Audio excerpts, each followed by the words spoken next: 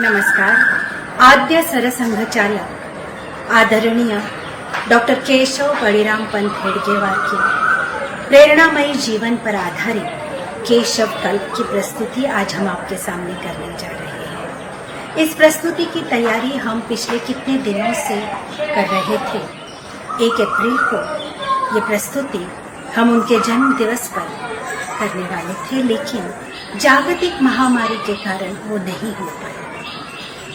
आज उनकी याद में केशव कल्प की संक्षिप्त झांकियां हम आपके सामने प्रस्तुत करने जा रहे हैं। इस प्रस्तुति में वैसे तो बहुत सारे कलाकार हैं, लेकिन आज इस महामारी के होते हुए जो भी सामाजिक नियम है उनके अनुसार मैं शुभदा वराडकर और मेरी 3 शिष्याएं श्रेया सभरवाल, मिताली वराडकर और अत्रय चौधरी ये प्रस्तुति आपके सामने करने जा रही है। आदरणीय श्री लक्ष्मी नारायण भाया रचित इस प्रस्तुति की शुरुआत में हम माननीय सरसंघचालक श्री मोहन भागवत जी के आशीर्वाद पर संदेश से करने जा रहे हैं।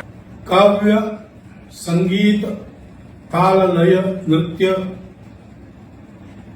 इत्यादि के साथ सजने से शब्दों का हृदय तक प्रवेश होना बहुत आसान होता है। कलाओं की सुंदरता सीधा मनुष्य के मन में से होते उसके हृदय में उतर जाती है और शब्दों का अर्थ जो वही रहता है जो गद्य शब्दों का होता है, परंतु वो अधिक प्रभावी, अधिक मन में उतरने वाला हो जाता है। और इसलिए कला की सुंदरता का, कला की प्रस्तुति का, कला की शास्त्रीयता का अपना महत्व है, परंतु उस सुंदर कला को प्रस्तुति करने के लिए, व्यक्त करने के लिए उतना ही सुंदर विषय मिले और वो केवल सुंदर न हो, भव्य हो और पवित्र हो, मनुष्य जीवन के सार्थक को करने वाला विषय हो, तो सोने में सुहागा हो जाता है। मुझे बहुत हर्ष है कि संस्कृता फाउंडेशन द्वारा 21 जून की आद्य सरसंघचालक परम पूजनीय डॉक्टर हेडगेवार जी की पुण्यतिथि का अवसर लेकर एक प्रस्तुति की योजना बनी है और डॉक्टर जी के ही जीवन की प्रस्तुति कला के माध्यम से होने वाली है। अपने पवित्र धर्म, संस्कृति, समाज का संरक्षण कर राष्ट्र की सर्वांगीण उन्नति से के लिए प्रामाणिकता से, निस्वार्थ बुद्धि से, तन मन धन पूर्वक आजन्म व्रतस्थ रहकर सबके मंगल को, सबके प्रति प्रेम को हृदय में रखते हुए जीवन जीने वाला और प्रसंग आया तो इस भव्य लक्ष्य के लिए अपने प्राण भी दे सकने वाला सामान्य मनुष्य इस देश में कैसा बने, इसकी चिंता उन्होंने की। उसके लिए एक सफल कार्य पद्धति का निर्माण किया और अक्षरशः अपने जीवन को इस ध्येय की पूर्ति के लिए चंदन जैसा बार बार घिसकर राष्ट्र देव की पूजा में विलीन कर दिया। ये सारा निःशब्द रहकर किया, पीछे रहकर किया, प्रसिद्धि की बिल्कुल आस मन में नहीं रखी और अपने जीवन से उतने ही प्रभावशाली ऐसे अनेक जीवनों का निर्माण किया। ऐसे डॉक्टर साहब का पुण्य स्मरण कला के द्वारा होता है तो विश्वास है कि वो अधिक हृदयों में अधिक गहराई तक जाकर बैठेगा और उसके सुपरिणाम सारे राष्ट्र के भाग्योदय में एक महत्वपूर्ण योगदान बनेंगे। इस प्रस्तुति के लिए और प्रस्तुतकर्ताओं के लिए मेरी सब प्रकार की शुभकामनाएं।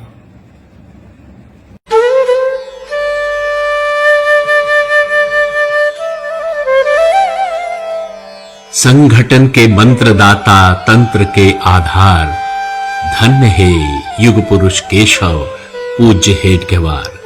लो नमन शत बार, शत नमन शत बार।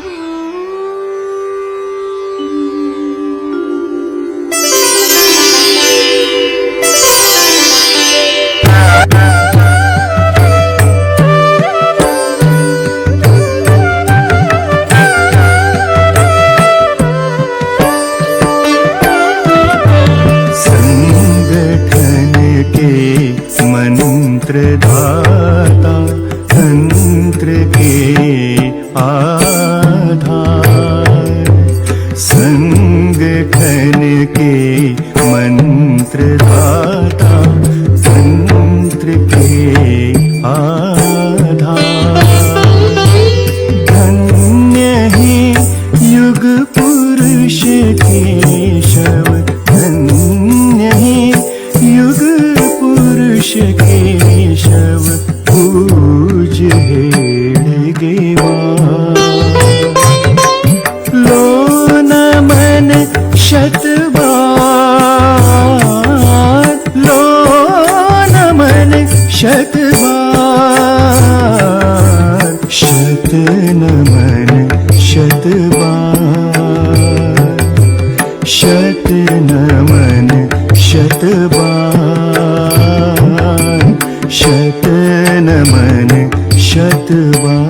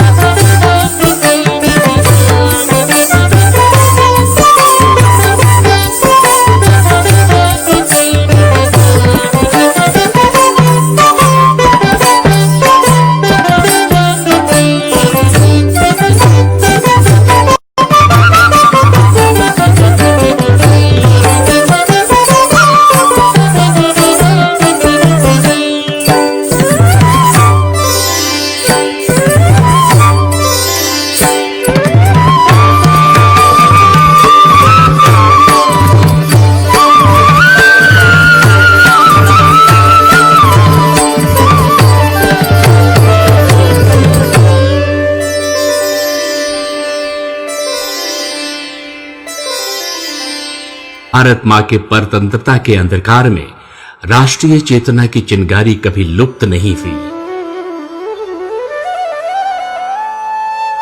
ऐसी ही एक चिंगारी जो कि राष्ट्रीयता की ज्योति बनी, जिसकी राष्ट्र भावना का पुण्य प्रवाह एक गहरे अंधकार को दूर करने निकल पड़ा। वे थे डॉक्टर केशव बलिराम हेडगेवार। विक्रम संवत 1946 की वर्ष प्रतिपदा के दिन नव वर्ष के आगमन पर बलिराम पंत के घर नवजात शिशु का आगमन एक ऐतिहासिक घटना होगी, ये भला किसे पता था।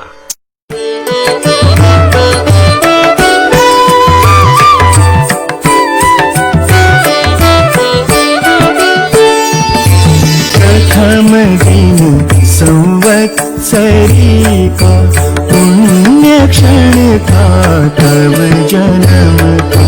प्रथम दिन संवत्सरी का पुण्य क्षण था तब जन्म का।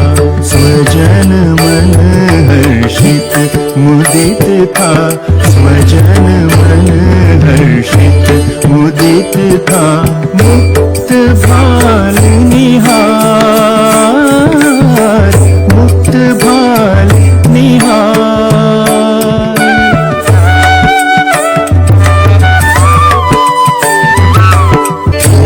अनुज सबने दुलारा, कुछ पढ़ाया कुछ संवारा।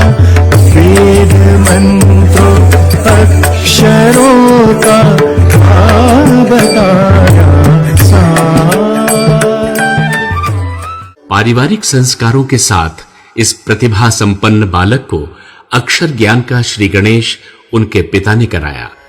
बुद्धिमान केशव के मन में अनेक प्रश्न उत्सुकता पूर्वक उमड़ आते थे। यह बालक कोई साधारण बालक नहीं था, न ही उसके प्रश्न साधारण थे। प्रश्न ही बस प्रश्न मन में उठ रहे थे बालपन में, क्यों लहराता ध्वज पर आया इस किले के पार। स्वतंत्रता के प्रति अगाध प्रेम तथा परतंत्रता के प्रति तीव्र वेदना और भी प्रज्वलित हुई, जिससे बलशाली बनने की महत्वाकांक्षा जागृत हुई। रामायण महाभारत कथाओं से प्रेरित बालक केशव को प्राचीन ग्रंथों के उपदेशों में धनुर्धरी राम दिखने लगे।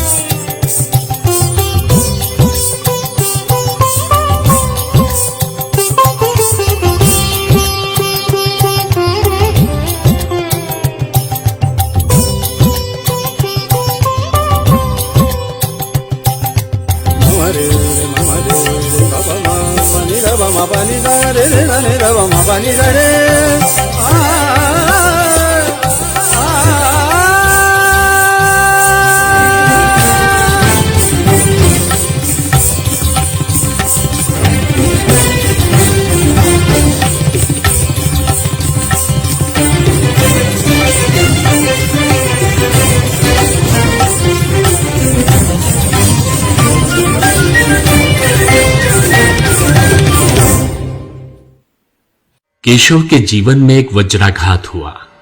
क्रूर प्लेग ने एक ही दिन माता पिता की बलि ले ली। एक ही दिन एक ही चिता पर माता पिता का अंतिम संस्कार हुआ। सिर से माता पिता की छाया हटने से वो उदास हो गया। इस उदासी में भी केशव ने अपनी चेतना और धैर्य नहीं छोड़ा। ज्ञान पाने के लिए अनेक पुस्तकों का अध्ययन किया। केशव के लिए जन्मदात्री मां के बिछुड़ जाने के बाद भारत माता ही आराध्य बन गई। वंदे मातरम,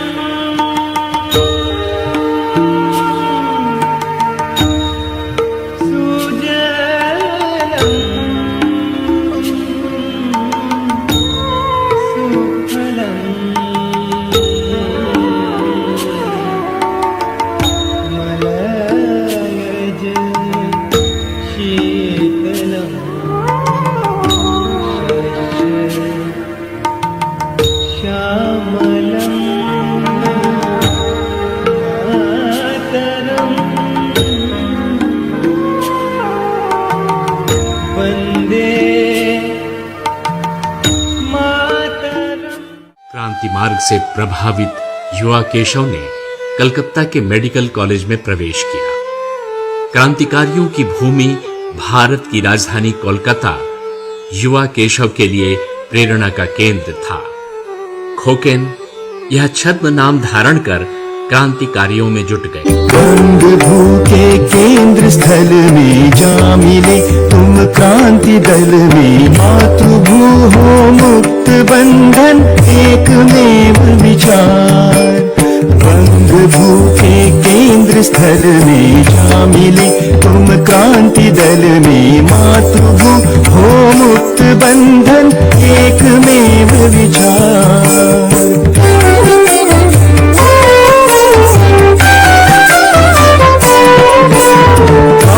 अनुशीलन समिति का नाम घर को केन बाका, ताड़ना उसकी करे जो देश के गद्दार।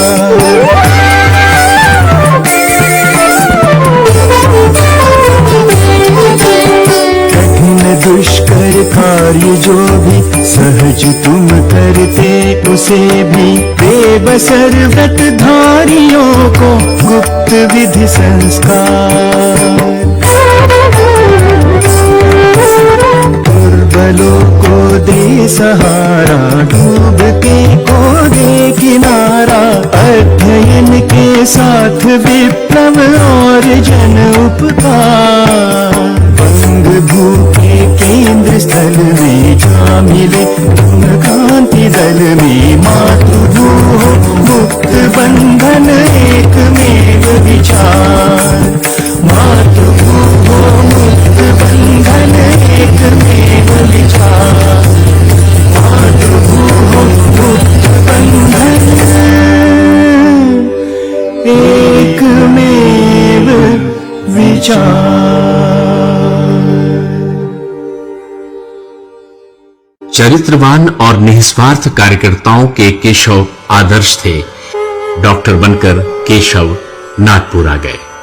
युवा केशव राम ने आजन्म अविवाहित रहकर राष्ट्र सेवा व्रत लेकर राष्ट्रीय स्वतंत्रता के महायज्ञ में अपना सर्वस्व आहुति चढ़ाने का संकल्प किया।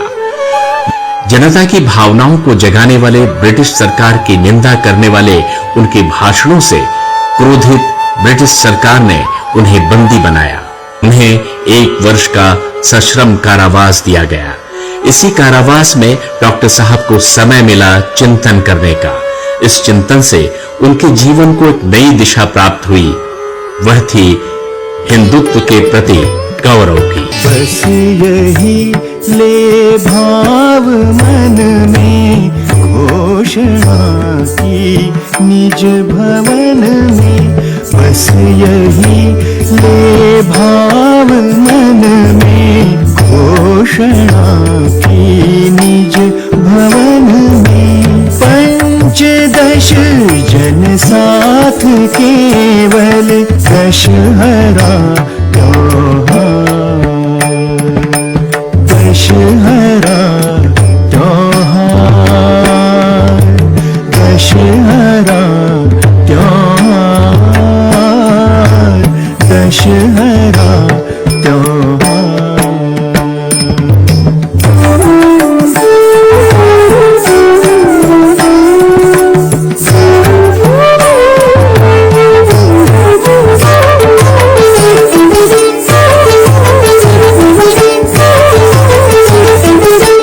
कर दिया था संघ स्थापन कर दिया था संघ स्थापन पास किंचित धन न साधन पास किंचित धन न साधन कर विजय विश्वास मन में कर विजय विश्वास मन में ध्वनित बारंबार। सन 1925 की विजयदशमी के दिन राष्ट्र उद्धार के लिए उन्होंने संगठन के वट वृक्ष का बीजारोपण किया। संगठित शक्ति के निर्माण का एक तंत्र उन्होंने मन ही मन तैयार कर दिया और स्वयं सेवक कदम मिलाकर चलना सीखने लगे। डॉक्टर साहब चाहते थे कि हर स्वयं सेवक का शरीर व्यायाम द्वारा स्वस्थ हो और हृदय राष्ट्र निष्ठा से शुद्ध हो। उनका हंसमुख स्वभाव, प्रभावी व्यक्तित्व, निस्वार्थ स्नेह और अपार आत्मीयता के कारण स्वयं सेवक उत्साह से उनकी ओर खींचे चले आते। साथ स्वयं सेवक शाखा में रमने लगे और उनके रंग में रंगने लगे। तय किया रविवार मिलना आत्म अनुशासन समझना अनुभवों ने तब सिखाया हम मिले प्रतिवार। सुनो रे भैया हम मिले प्रतिवार ओ हम मिले प्रतिवार। सुनो रे भैया हम मिले प्रतिवार।